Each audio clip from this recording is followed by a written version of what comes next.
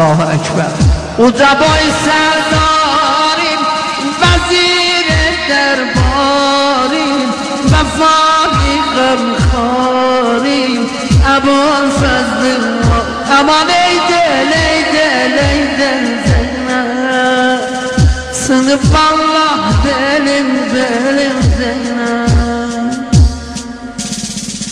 Özün eyle acem hayali kızlarım, dilemdeydi peykan sumaşın deldim.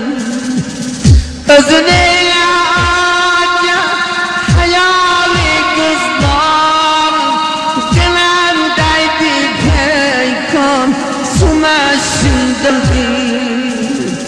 Size hatır geçtik İçi kol bir gözde, beni koydu tenha, felek gitteldi.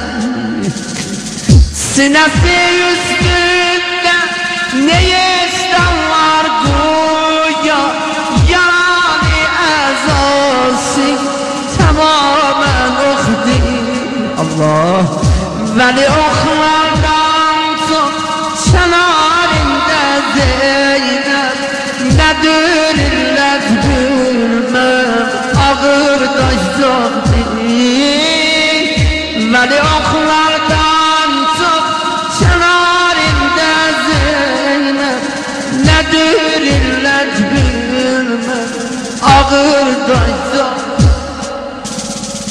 Tıkanıp dur taşlar sınıftı ayine, yanır gamden sinem akır gözyaşım.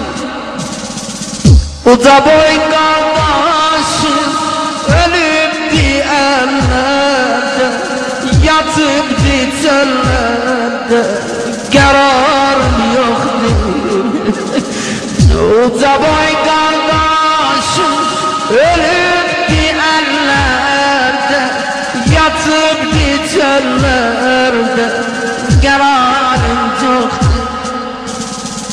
Kesiliptür çare, ölüptü kardeşim, kömeksiz bir şanım, ümidim eyvah. Vay kardeş, vay kardeş, vay kardeş. Yakami ellerde koyan Abbasim var, şerefli serdare Reşid'im eyvah. Tıkanıp bir peykan, hörüptü gözyaşı, celak görmür kimdi garip avare.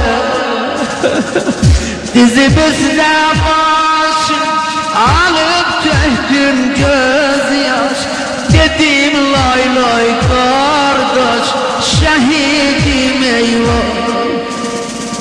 Dedim ayağa Cedirsen ahyama, dediysen cedhüsen Rükayyen oğlum. Dedim onda geçsem, seni koysam canıma, tıkanda zannepten gözün kim bağlar. Başımızdan bir ses dediysen geç oğlum, gözün zehra bağla, ezasın sakla.